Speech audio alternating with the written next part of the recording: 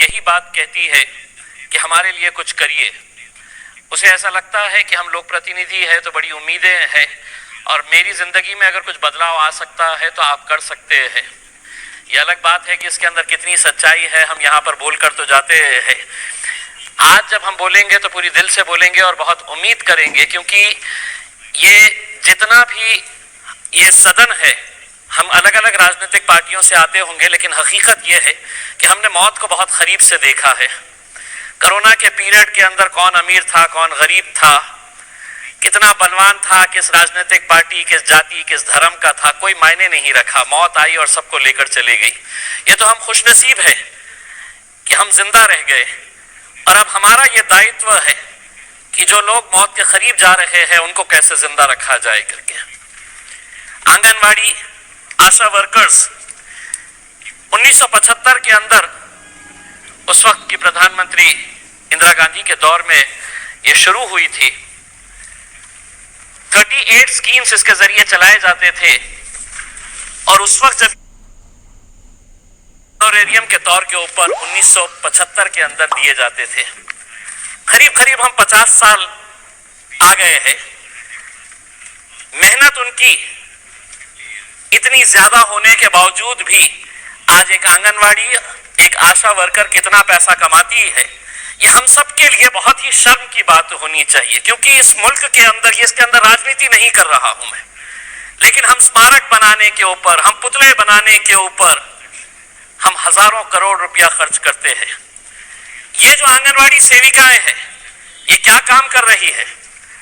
2020 के अंदर एक स्टोरी आई थी महाराष्ट्र के एक आंगनवाड़ी वर्कर की, जिसने सबको हिलाकर रख दिया था कि उस आंगनवाड़ी वर्कर जो महिला थी, उसकी तड़प ऐसी थी कि वो नंदुरबार से एक गांव को पहुंचने के लिए खुद कश्ती में बैठती थी। 18 किलोमीटर खुद वो सफर करती थी। आज भी उसका वीडियो YouTube के अंदर आपको देखने को मिलेगा।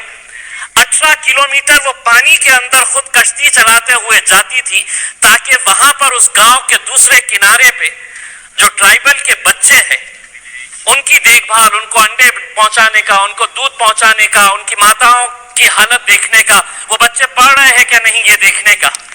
सोचिए उसका जज्बा कैसा होगा।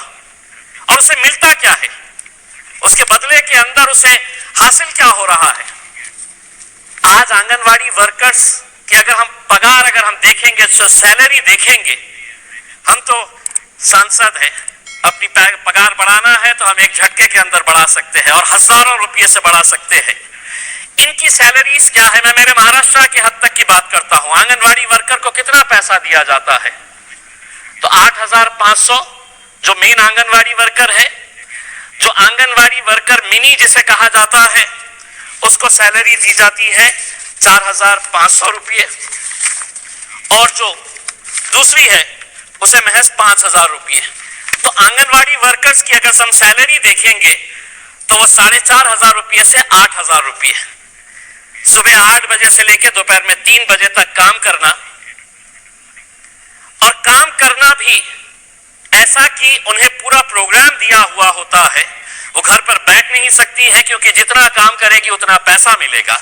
अब मेरा ये कहना है, अगर यही महिला अगर मजदूरी करने निकलती है, अगर बांधकाम के ऊपर जाकर वो सिर्फ मिट्टी उठाने का काम करती है, वो ईंटें यहां से वहां पहुंचाने का अगर काम करती है, तो उसे कम से कम रोज के 400 रुपये से 600 रुपये मिलते हैं। यानी कि महीना उसे 12,000 रुपये से लेकर 16,000 रुपये उसकी कमाई हो सकती है। लेकिन आज अगर इतनी सारी महिलाएं इस जज्बे के साथ आ रही हैं कि मैं एक सेवा का काम करने के लिए जा रही हूं, मैं बच्चों को जिंदा रखने का काम करने के लिए जा रही हूं, और हम उसे महज 4,000, 5,000, 6,000 रुपये दे रहे हैं, तो कहीं ना कहीं हम सिर्फ उस सेविका के साथ नहीं, हम ये बता रहे हैं कि जितने बच्चे अपनी अगर उनकी किस्मत है वो जी लिए तो जी लिए, जो मर गए तो मर गए।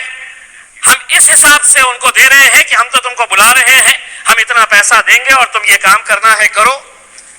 आज जब ये सदन शुरू हो रहा था, अध्यक्ष महोदय, मैंने जिला परिषद के कुछ अधिकारियों को बुलाया इसका एक रिव्यू लेने के लिए कि आखिर में क्या है करके।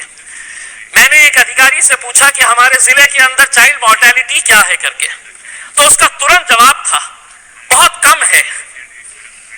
मैंने कहा मदर मोर्टेलिटी कितनी है जो प्रेगनेंसी के दौरान बच्चा पैदा करते वक्त या प्रेगनेंसी के दौरान मर जाती है? तो उसने मुझे आंकड़ा बताया और उसने कहा कि बहुत कम है। तो मेरा जवाब उसको यह था कि अगर एक भी अगर मरता है, एक बच्चा भी अगर पैदा होकर मरता है या एक मां भी अगर प्रेगनेंसी के दौरान अगर मरती है तो वो हमारे लिए हम उसके लिए दोषी है। परसेंटेज कम हो रहा है। हम पिछले टाइम हमारे पास 50 महिला मरी थी, अब 40 मर रही है। पिछले टाइम 100 बच्चे मर रहे थे, अब 80 मर रहे हैं, उनकी जान जा रही है। मेरे हिसाब से एक एक बच्चे के लिए आज मैं केरला गवर्नमेंट का, पौंडीचेरी गवर्नमेंट का और गोवा की गवर्नमेंट का, जब हमने ये हिसाब लगाया कि महाराष्ट्र इतना प्रगतिशील राज्य होने के बावजूद क्या वजह है कि आप इतना कम पैसा दे रहे हैं, तो हमको पता चला कि केरला ने सुओ मोटो इन आंगनवाड़ी वर्कर्स की पगार, इनकी सैलरी बढ़ाकर 15,000 रुपये कर दी है। पौंडीचेरी और गोवा सबसे ज्यादा पैसे देता है आंगनवाड़ियों को। महाराष्ट्र सरकार की क्या ऐसी दुविधा है कि वो पैसा एक अच्छे काम के लिए नहीं दे सकते हैं? और कितना मांग रहे हैं? अगर उनको 5,000 रुपये है तो क्या हम उन्हें 10,000 रुपये पगार नहीं दे सकते हैं? आज उन्हें हम क्यों सिर्फ एक ऑनरेरियम के तौर के ऊपर दिया जा रहा है? क्यों नहीं जिस तरह मेहता साहब ने बताया है कि उनको हम एक परमानेंट एम्प्लॉय के तौर के ऊपर देखते हैं कि ताकि उन्हें कम से कम मिनिमम वेजेस एक्ट के हिसाब से उनको सैलरी दी जा सकती है। और वो काम ऐसा नहीं कर रहे हैं।